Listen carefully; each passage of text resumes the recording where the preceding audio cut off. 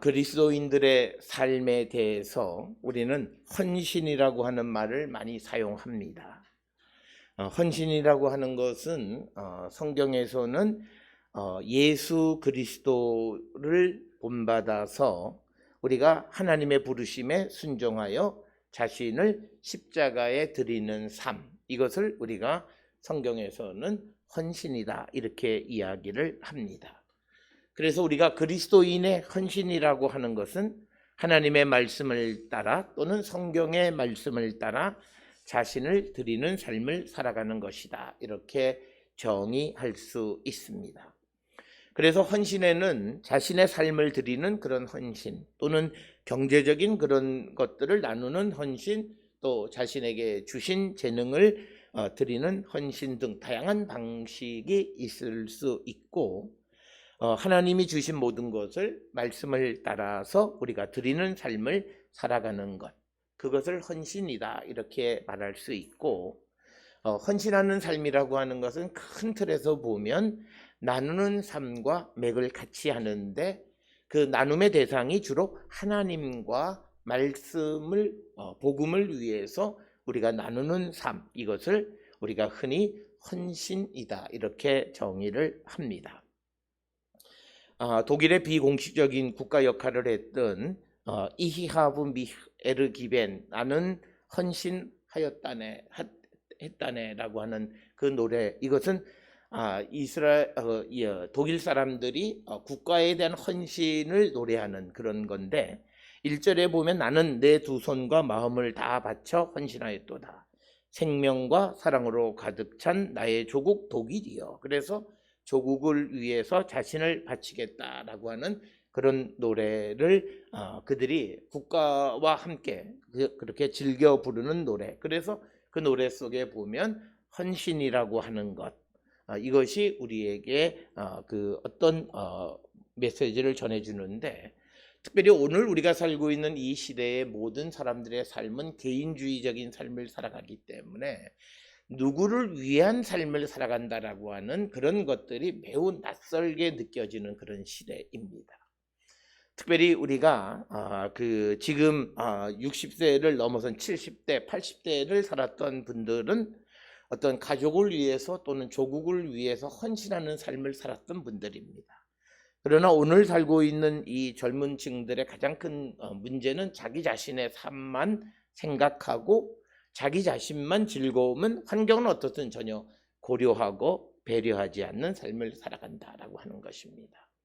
그렇기 때문에 여기에서 소위 기존 세대와 젊은 세대 상의 큰 어떤 가치관의 충돌이 벌어지고 있고, 그래서 오늘 우리 사회에 어떤 기성세대와 젊은 세대, 청년 세대 간의 갈등은 바로 헌신의 마음이 있느냐 없느냐를 따라서 그것이 달라진다라고 하는 것이고, 우리가 이 헌신이라고 하는 것이 무엇이냐라고 하는 것을 정의할 때, 우리가 하나님께로 받은 자가 이제는 하나님께 드리는 자가 되는 겁니다.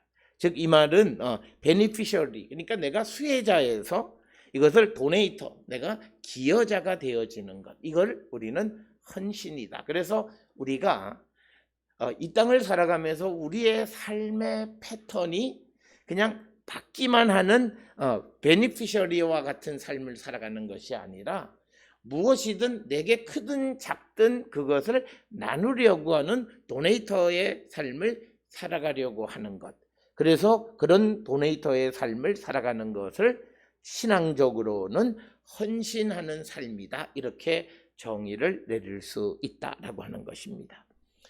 특별히 성경은 하나님과 복음을 위한 헌신에 대해서 여러 차례 말씀하고 그런 삶을 살아가는 자들을 축복하시겠다라고 하는 말씀들이 많이 있습니다. 전형적으로 마가복음 10장 29절로 30절에 보면 그 예수님과 복음을 위해서 집, 형제, 자매, 어머니, 아버지, 자식, 그리고 전토를 벌인 자가 현세와 내세에 복을 받는다, 이런 말씀을 합니다. 여기서 우리가 오해하면 안 되는 것이 부모를 버리라고 하는 의미가 아니라 부모보다는 복음과 예수님의 더 헌신적인 삶을 살아가는 자들에 대한 하나님의 복, 이것을 말하는 것이 마가복음 10장 29절로 30절의 말씀이고, 또 누가복음 14장 33절에 예수님은 예수의 제자가 되려는 사람들에게 너희 중에 누구든지 자기의 모든 소유를 버리지 아니하면 능히 내 제자가 되지 못하리라.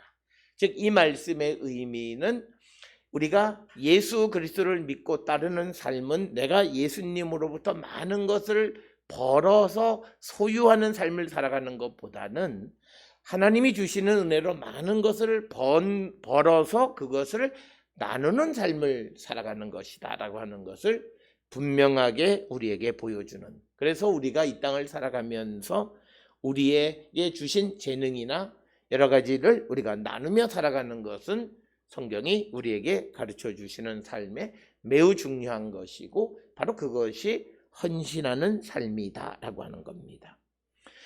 그래서 우리가 하나님께 헌신하는 삶을 살아가는 자들은 자기가 하고 싶은 대로 살아가는 것이 아니라 하나님의 말씀에 따라 하나님이 요구하시는 삶을 살아야 한다라고 하는 것입니다. 그리고 하나님께 온전히 무엇을 드리는 삶을 살아가는 자는 곧 이웃에게도 온전히 베풀며 살아가는 자이다라고 하는 것입니다. 특별히 우리가 지난 2주 전에 가장 큰 계명이 뭐냐, 하나님을 사랑하고 그리고 이웃을 자기처럼 사랑하라고 하신 이 두 가지는 결국은 다른 것이 아니라 같은 것이다라고 하는 겁니다. 특별히 오늘 우리에게 주시는 헌신하는 삶을 살라고 하는 것은 우리가 하나님의 말씀으로 모든 것을 아는 지식적인 그런 사랑을 우리가 아는 것이 전부가 아니라 그 알고 배운 그 지식을 몸소 실천하며 살아가는 것, 즉 하나님을 사랑하라고 하는 그 사랑이 우리에게 구체적으로 나타나는 것은 내가 살아가는 내 옆에 있는 이웃을 내가 사랑하고 그들을 돕는 삶을 살아가는 것이 곧 보이지 않는 하나님을 사랑하는 것과 같다라고 하는 것이 오늘 주시는 성경의 말씀이고, 따라서 우리가 오늘 주시는 이 헌신하는 삶에서 내가 하나님께로부터 은혜를 받은 사람으로서 하나님이 내게 주신 것을 이제는 나누며 살아가는 자가 되겠다라고 하는 우리의 삶의 어떤 시스템을 근본적으로 바꾸는 그런 것이 바로 헌신하는 삶이다. 이것을 잘못 이해하는 사람들은 헌신하는 삶이라 그러면 그저 교회에 헌금을 많이 하라고 하는 것으로 받아들이는데, 그 말씀이 아니라 우리가 하나님께로부터 은혜를 받고 사랑을 받고 하나님의 자비와 긍휼하심을 받은 자이기 때문에 우리도 이 땅을 살아갈 때 그것을 나누며 살아가는 것, 그것을 우리가 헌신하는 삶이다, 이렇게 말씀을 드릴 수 있습니다.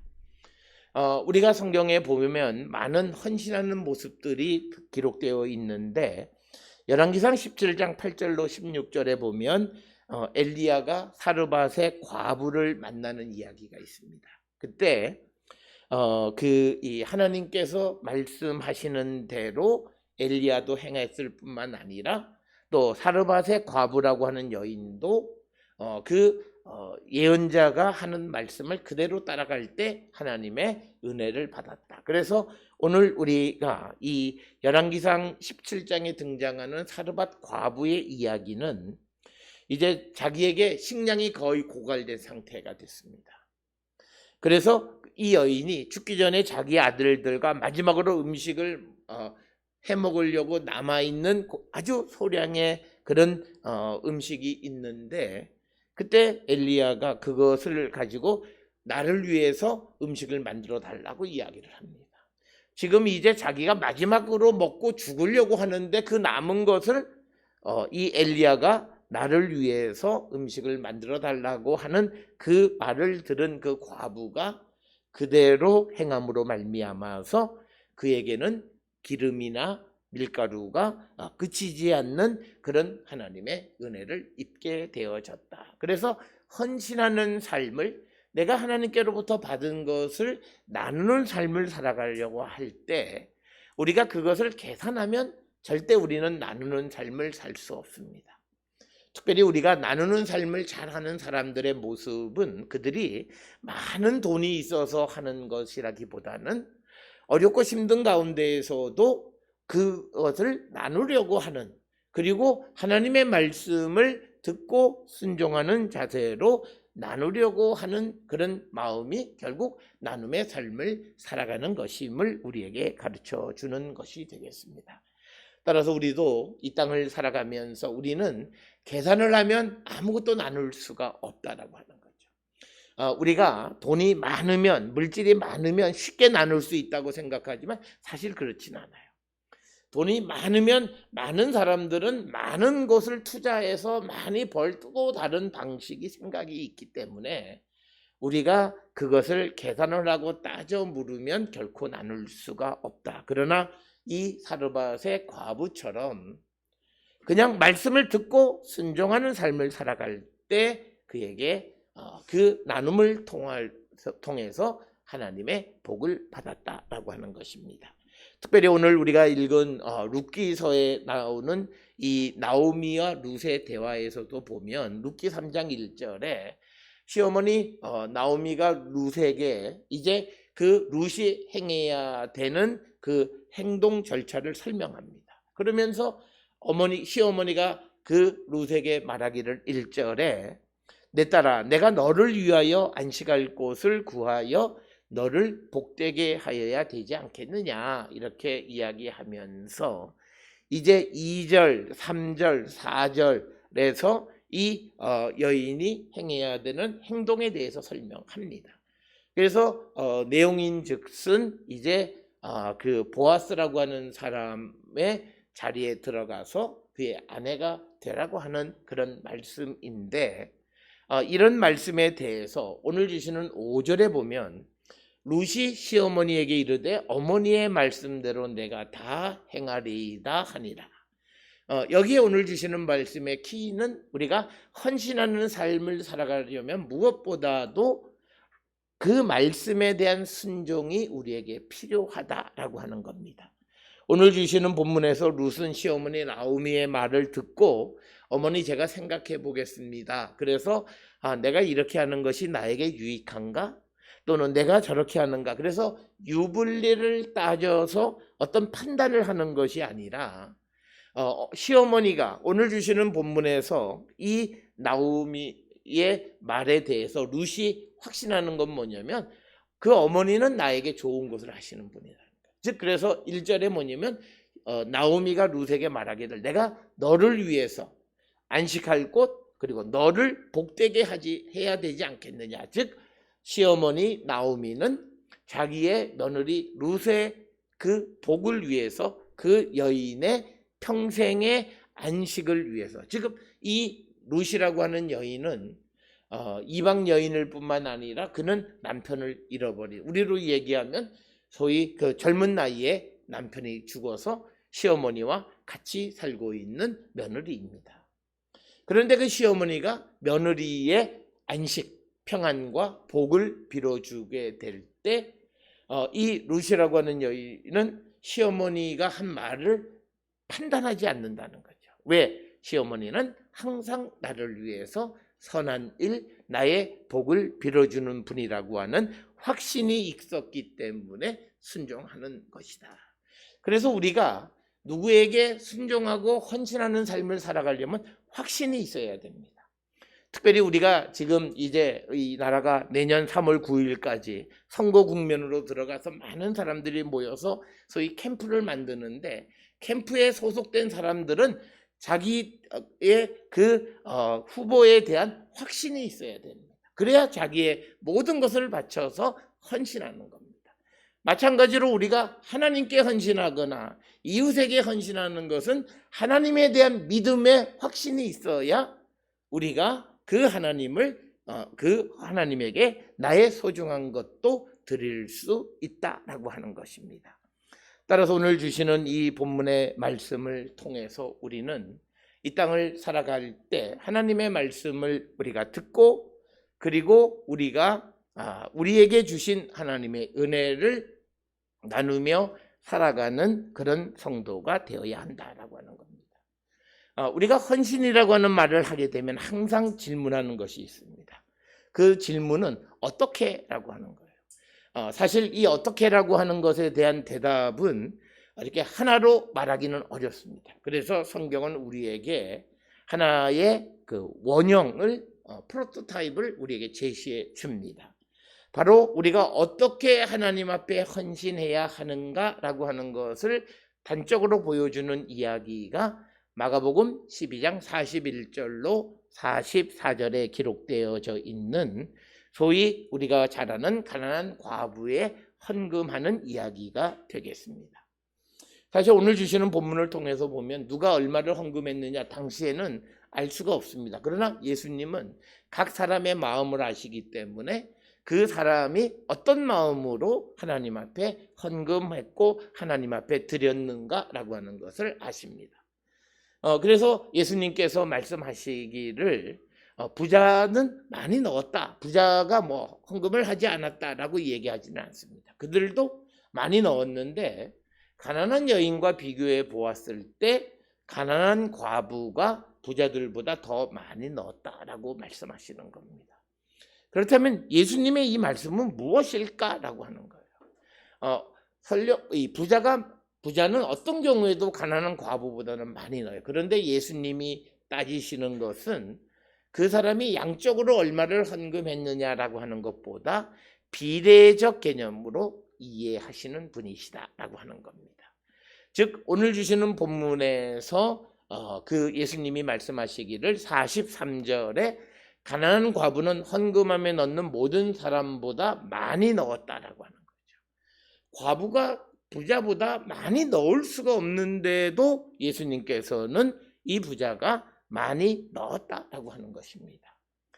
거기에 대해서 44절에 예수님의 부연 설명이 그들은 부자는 풍족한 중에 넣었고 이 과부는 가난한 중에 자기의 모든 소유 곧 생활비 전부를 넣었다라고 하는 겁니다.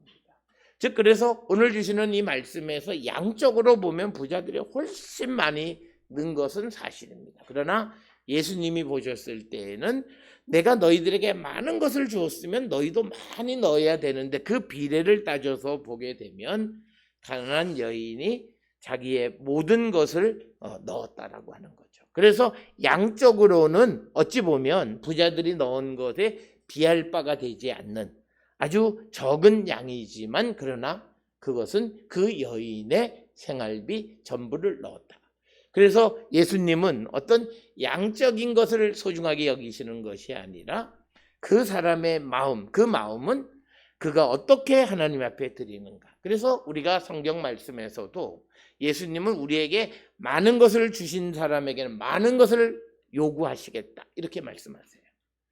그래서 내가 하나님의 은혜로 많은 은혜를 받아서 그것이 물질이든 무엇이든 내가 많은 것이 있으면 그는 다른 사람들보다 많이 드려야 된다. 특히 우리가 드리는 11조라고 하는 것이 비례적 헌금입니다. 그러니까 11조라고 하는 것은 자기의 수입의 10분의 1이기 때문에 그것은 1,000원을 번 사람에게는 100원이고 1억을 번 사람에게는 1,000만 원이지만 1,000만 원과 100원은 오늘 우리가 보는 양적으로는 큰 차이가 있지만 예수님에게는 동일하다라고 하는 개념입니다. 이처럼 이 가난한 이 과부가 자기의 생활비를 전부 넣을 수 있는 것은 하나님께서 자기를 먹이실 것이라고 하는 믿음이 있었기 때문입니다. 사람은 누구나가 자기가 굶어 죽을 생각을 하는 사람은 없습니다.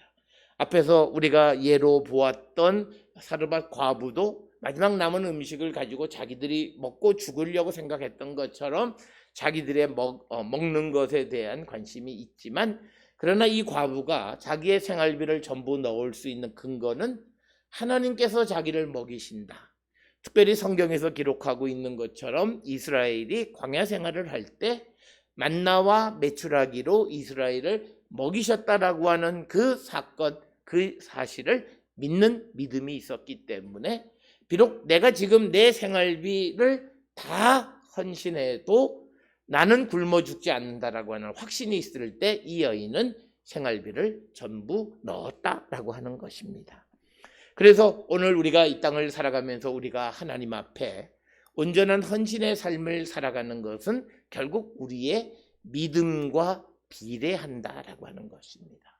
하나님의 능력, 그것을 믿으면 우리는 그 믿음에 비례하는 행동을 하게 되는 것이고, 내가 그 믿음이 없으면 우리가 그런 행동을 하지 못하는데, 오늘 우리가 주시는 이 가난한 과부에게서 예수께서 칭찬하시는 것은 헌금이라고 하는 예를 들어서 설명하셨지만, 예수님이 강조하고 싶었던 것은 확고한 믿음을 가지고 있는 이 여인, 그리고 그 여인의 행동, 그것을 칭찬하셨다라고 하는 것. 그래서 우리가 주님 앞에 헌신하는 삶을 살아갈 수 있으려면 하나님에 대한 확고한 믿음이 있어야 합니다. 그 믿음이 있을 때 우리는 하나님 앞에 헌신하는 삶을 살 수 있다라고 하는 것이고, 특별히 우리에게 헌신의 모습을 보여주신 것이 예수 그리스도이신데, 오늘 우리가 함께 읽은 그 히브리서 9장 24절로부터 28절에 있는 말씀은 예수님께서 우리를 위해서 자기를 드리셨다라고 하는 것입니다. 그래서 우리의 죄를 사해 주셨다라고 하는 겁니다. 그러니까 예수님은 죄를 지으신 분도 아니고, 그리고 예수님에게 어떤 무슨 문제가 있어서 십자가에 달려 돌아가신 것도 아니고, 단지 하나는 자기의 피를 우리를 위해서 드리시기를 원하셨다라고 하는 겁니다. 그래서 26절에 단번에 제물로 드려 죄를 없이 하려고 세상 끝에 나타나셨다라고 하는 겁니다. 그래서 예수님이 이 땅에 오셔서 하나님의 말씀대로 우리를 위해서 자기 자신을 드리는 삶, 바로 예수님의 헌신의 삶을 우리에게 보여주셨고, 그래서 우리도 이 땅을 살아가면서 이런 헌신의 삶을 살아가는 자들이 되는 것이 바로 예수님을 본받는 삶의 자세이다라고 하는 겁니다.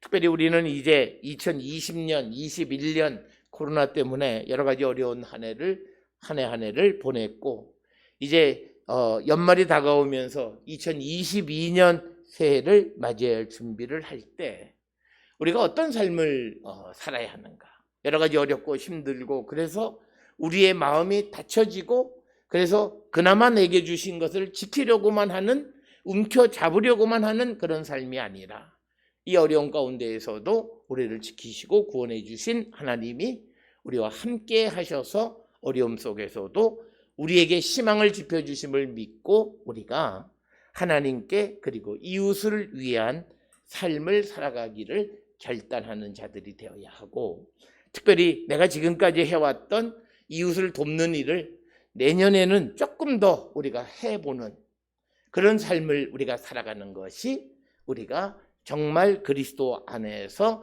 예수님의 은혜를 받은 사람의 삶의 모습이다라고 하는 것입니다.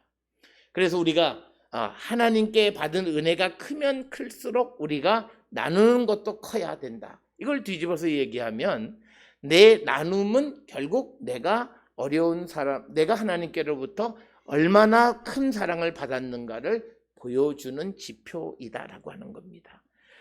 중도에 사퇴하기는 했지만 우리 이 어느 당의 대선 후보였던 사람의 삶을 보면 일평생 남을 위해서 헌신하는 삶, 그래서 양자를 드리는 일도 하고 하는 그런 모범적인 신앙적 삶을 보여주는 모습이 있습니다. 우리가 이 땅을 살아갈 때 우리는 분명 하나님께로부터 수많은 사랑과 은혜를 받은 수혜자였습니다. 이제는 우리가 끝까지 수혜자로 남으려고 하는 것이 아니라 내가 받은 것을 조금이라도 나누는 수여자, 그래서 우리가 도네이터가 되려고 힘쓰는 삶을 살아갈 때 하나님은 우리가 하시는 모든 일도 훨씬 더 풍요롭고 풍부하게 하나님이 도와주실 것이다 라고 하는 겁니다. 사랑하는 성도 여러분, 예수님은 우리를 위해서 십자가에서 자신의 생명을 바치셨고 우리를 구원으로 이끌어 주셨습니다. 이 사랑을 받은 우리가 이 땅을 살아가며 많은 은혜와 은총을 받고 살아왔기에 이제 받은 것을 또 지속적으로 받기만을 원하는 영원히 수혜자로만 남으려고 하는 마음이 아니라 받은 은혜를 나눌 줄 아는 수요자의 삶을 살기로 결단하는 것이 헌신하는 삶을 살아가는 모습이다. 특별히 오늘 우리가 살고 있는 이 사회가 여러 가지로 어려운 가운데 있는데 모든 사람들은 그냥 받으려고만 다 애쓰는 이때에 작은 것이라도 나누려고 하는 그런 의식의 전환이 우리에게 필요하지 않나 생각을 합니다. 그런 의식이 있을 때 우리는 부족한 재원으로도 많은 사람을 풍요롭게 할 수 있는 하나님의 기적을 체험할 수 있는 것이지, 모두가 끝까지 더 많은 것을 받기만 하려 할 때에는 우리에게 얼마나 많은 것이 있을지라도 풍요롭지 못할 것이다 라고 하는 것입니다. 오늘 우리에게 주시는 말씀을 통해서 우리가 2021년 이 한 해에도 여러 가지 어렵고 힘들고 다사다난했지만 그래도 하나님의 은혜가 우리에게 임했음은 분명합니다. 받은 은혜를 어떤 방식으로든지 우리가 나누며 살아가기를 결단하는 거룩한 하나님의 백성들, 영원히 하나님의 복을 받고 사는 우리 모든 성도들 될 수 있기를 주의 이름으로 축원합니다.